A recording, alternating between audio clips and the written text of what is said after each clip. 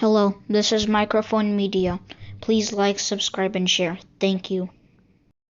ሰላም ጤና ይስጥልኝ። እንደምናዋላችሁ እንደምን አደራችሁ። በመላው ዓለም ላይ ያላችሁ አድማጮቻችን ሰላም ለእናንተ ይሁን። ይህ ማይክሮፎን ሚዲያ ቁጥር 2 ነው። ለማይክሮፎን ሚዲያ ቁጥር 2 አዳዲስ የሆናችሁ ደግሞ እንኳን ደህና መጣችሁ እያልን የሁል ጊዜ አድማጮች የቤተሰባችን አካል ሆናችሁ እንድትቀጥሉ ሰብስክራይብ ያላደረጋችሁ ሰብስክራይብ አድርጉ፣ ላይክና ሼር እንድትሉም እየጠየቅን ላይክ የምትለዋን ከአሁን ጀምሮ አድርጓት አድማጮች። ከኪሳችሁ ምንም አትወጣም፣ ከጊዜያችሁ ምንም የማትጎዳ።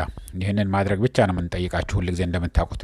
ይህንን እያልኩ እንግዲህ አድማጮቼ ሁለት ትልልቅ ሰበር የፋኖ ድሎች አሉ። እነሱን ወደ እናንተ እናመጣለን። ግን ዛሬ በዚህ በአሜሪካ የምስጋና ቀን ነው። ታንክስ ጊቪንግ ዴይ ይባላል። ምን ማለት ነው? አጠራርጌ ልንገራችሁ። ምክንያቱም አንዳንድ ጊዜ ይጠቅማል የሀገሩ የሚያከብረውን ማወቅ።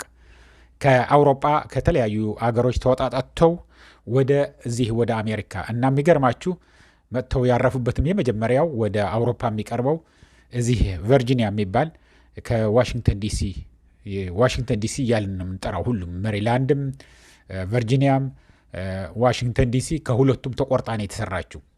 3/4ኛውን ከሜሪላንድ 1/4ኛው ደግሞ ከቨርጂኒያ ተቆርጦ የተከለለች ነች። በጣም ትንሽ ከተማ ነች ዋሽንግተን ዲሲ። ግን ዋሽንግተን ዲሲ እየተባለ ግን ሰበርቡ በሙሉ አሁን የምንኖርበት በሜሪላንድ አካባቢ የሚኖረውም በቨርጂኒያ አካባቢ የሚኖረውም ሁሉ የት ነው የምትኖረው ስትሉት ዋሽንግተን ዲሲ ይላቸዋል። ምክንያቱም ዋሽንግተን ዲሲ ብዙ ልትይዝ አትችልም፣ ግን ሁሉንም አጠቃላ በቀለበት መንገዱ ውስጥ ያለ ስለሆነ እዛ አካባቢ የሚኖረው ዋሽንግተን ዲሲ አካባቢ ነው የምኖረው ይላል። ግን ሪችማንድ ቨርጂኒያ የሚባል አለ፣ ያው የቨርጂኒያው አካል የሆነ አጠራርጌ ታሪኩን ልንገራችሁ ብዬ ነው። ምክንያቱም ትልቅ በዓል ነው ዛሬ። በጣም በጣም ትልቅ ከሚባሉት በዓሎች በዚህ በአሜሪካ ታንክስ ጊቪንግ ነው፣ የስጦታ ቀን ነው። ታንክስ ጊቪንግ ያሉበት ምንድን ነው? መጀመሪያ ከአውሮፓ መጥተው እዚህ ሀገር ሲመጡ እዚህ የቆዩ ህዝቦች እያጠቋቸው ደግሞ በሽታው ብርዱ እልም ያለ በረሃ ነው። እንግዲህ እንደምታውቁት አሜሪካ ሆኖ ለምታ ሃይዌይ በሃይዌይ ሃይራይዝ በሃይራይዝ እንደሆነው አይደለም። እልም ያለ ማታውቁት አገር ስትሄዱ እልም ያለ ጫካ በረሃ እንዴት ድፍረታቸው! እኔ እውነት ለመናገር እየነዳን ስንሄድ ወደ ተለያዩ ቦታዎች ሳይ እንደዚህ አይነት ቦታ እኮ ነው እነዚህ አውሮፓውያን የመጡት። እንዴት አድርገው ነው ይህንን ሁሉ ያለሙት? እንዴትስ እንዲገናኝ ያደረጉት? ሰፊ ሀገር ነው አሜሪካ። እንዴት አድርገው ነው ትራቭል ሲያደርጉ የነበሩት? ገደሉም በረሃውም፣ ከሁሉ በላይ ግን ለምና እልም ያለ ጫካ ስለሆነ እንዴት አድርገው ነው የምንለው። እና በጣም አስቸጋሪ ነበረ። የመጀመሪያ የመጡትን እንዳሉ ያለቁበትም ጊዜ ነበር። በየጊዜው ይመጡ ስለነበረ ነው እንጂ የመጡት መጀመሪያዎቹ ምንም ሳይቆዩ አንድ ክረምትም ሲያሳልፉ ነው ያለቁት። እና ሰርተው ግን ዘርተው ድንቹም ይሁን በቆሎም የዚህ ሀገር ነው እንግዲህ ከአሜሪካ የተገኘ ነው በቆሎ ዘር። እሱንም እና የተለያዩ ሌሎችን ዘርተው ተርኪ የምትባል ደግሞ አለች፣ አሞራ በሉት፣ ትልቅ አሞራ መታከል ዶሮ ነች፣ የበረሃ ዶሮ። እሷም ይዘው ተሰባስበው በጣም ትንሽ ናቸው እንግዲህ እዚህ ሪችማንድ ቨርጂኒያ ውስጥ የምስጋና ቀን አከበሩ።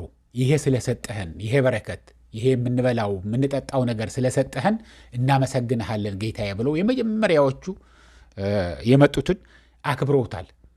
እዚህ ሀገር ደስ ከሚላቸው አንዱ ወላጆቹን ያደረጉ በደንብ እያሳደገ እያበለጸገ ይሄዳል እንጂ እንደኛ ሀገር ንቆ የሚተወው ነገር የለም።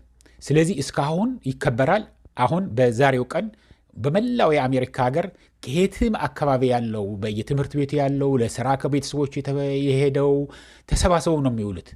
ትልቁ የትራፊክ ትልቁ የበረራ ጊዜ የሚያልፈው በዛሬው ቀን ነው፣ በታንክስ ጊቪንግ እና በክሪስማስ ቀን ነው። አዲስ ዓመትም። እነዚህ ሶስቱ በጣም ትልቅ ናቸው። ግን እንደ ዛሬ ግን የሚከበር በዓል የለም። በጣም ነው የምታመሰግነው። ምክንያቱም ሁላችንም ከኔ ጀምሮ አሁን ለምሳሌ ሰላም ያለበት ሀገር ሰርተህ የምትለወጥበት ተምረህ የምታድግበት ቦታ ስላደረግክን ታንኪዩ ብዬ ልጆችንም እኔንም ተሰባስበን ሁላችን ቤተሰብን ተሰባስቦ ያከብራል። እዚህ ያለው ቤተሰብህን እየተደዋውለህ እንኳን አደረሰህ ትላለህና ለሁላችሁም ለዛሬው ቀን እንኳን አደረሳችሁ ልላችሁ ፈልጋለሁ።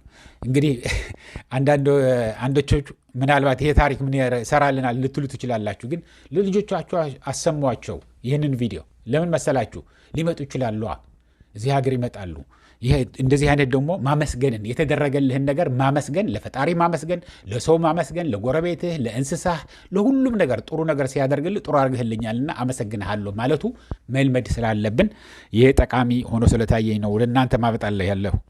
ይህን እያልኩ እንግዲህ ወደ ድሉሉ ሰዳችሁ አድማጮቼ፣ ዛሬ አሁን የደረሰን ዜና ነው። ሰበር የፋኖ 2 ድሎች አሉ እና እነዚህ የት ነው ድል የተገኙት ወደ እናንተ አመጣለሁ። አሁንም ሁሉ ጊዜ እንደነገርኳችሁ እስካሁን ላይክ ካላደረጋችሁ ላይክ አድርጉትና ቀጥሉት እና ከትናንትና በ17 ህዳር 17 2018 ነው ትናንትና ነበረ ብለውኛል። በላሊበላ አየር ማረፊያ አካባቢ የነበረውን 2 ክፍለ ጦር እንዳልነበረ አድርጎ አጥፍተውት ከጥቅም ውጭ አድርገውታል። ከጥቅም ውጭ ሲባል ምንድን ነው ብያቸዋለሁ። ወይ ተገድለዋል፣ ወይ ቆስለዋል፣ ወይ ደግሞ ተማርከዋል። ስለዚህ ምን ማለት ነው? 3ቱንም የሞቱ ሞተዋል፣ ሄደዋል። የቆሰሉም ሊዋጉ አይችሉም፣ የተማረኩም ሊዋጉ አይችሉም። ስለዚህ ከጥቅም ውጭ ሆነ ማለት ለአብይ አህመድ ይሄ 2ቱም ክፍለ ጦሮች ይሄ ለሁለተኛ ጊዜ ነው እንደዚህ ሲሆኑ። ከዚህ በፊትም እንደዚህ አማናምነዋቸው ወሎ አካባቢ ከፍተኛ ድል ሲገኝ ወያኔና ሻዕቢያ መጥተው ነው ያገዟቸው የተባለ ጊዜ በጣም ተዳክመው ነበር። ሰብስቦ ግን ከየትም ለቃቅሞ ማንም ጥይት ማብረጃ ይሆናል የሚለውን ሰባስቦ አምጥቶ አሟልቶ እንደገና ይህንን ቁጥራቸው ያው ክፍለ ሰራዊት የምትለዋን እነሱን 61ኛና 62ኛ ክፍለ ሰራዊት ክፍለ ጦሮች ማለቴ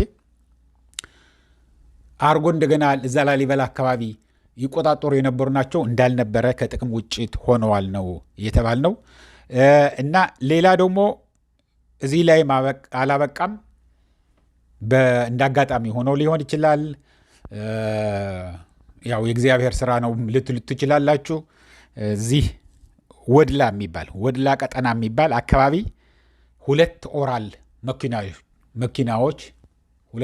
መኪናዎች ያው ኦራል ታውቁታላችሁ አይደለም? ይሄ ወታደሮችን የሚያመላልሱ ትልልቁ ድሮ በደርግ ጊዜ አይፋ የሚባል ነበር። ከአውሮፓ ካለ የቼኮስሎቫኪያ የሚባል አገር አሁን ቼክና ስሎቫክ ተብለው ተለያይተዋል። ግን ከሁለቱም ስም ተወጣጥቶ በኮሙኒስት ጊዜ ቼኮስሎቫኪያ የሚባል አገር ነበረና ከሱ አገር የተላከ አይፋ የሚባል ነበር።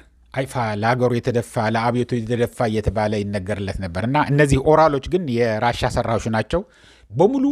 ሁለቱንም ጢም ብሎ ሞልተውት የነበረ ሚሊሻ የአማራ ሚሊሻና ማለት የአማራ ሚሊሻ ከሰራዊቱ ከመከላከያ ጋር የሚሰሩት እና የኢትዮጵያ መከላከያ ሰራዊት ነበር ጭነው የሚሄዱት። እና ፋኖ እዚህ አካባቢ ያለ ሲባል ከመጠን በላይ አፍጥነው ሲሮጡ ተገልብጠው እንዳልነበሩ እንዳለ እንክት ብለው እዚያ በጣም የሚያስቀይም ነው። ፎቶግራፉ አይቼዋለሁኝ፣ ግን ለዩቱብ አይፈቅድም። እንደዚህ አይነት በጣም አሰቃቂ የሆነ ፎቶግራፎች ማሳየት አትችልም እንጂ በጣም ዘግናኝ የሆነ አደጋ ደርሶባቸው እንዳለ አልቀዋልና 2 ድል አግኝተዋል ፋኖ በአጭር ጊዜ ውስጥ ማለት ነው። አድማጮች በተለያየ ቦታ በአማራ ክልል ውጊያ እንዳለ ሰምተናል። አሁንም ቢሆን ዛሬም ቢሆን ግን እንደ ድል ብለው የላኩልን ግን ይህንን ነው።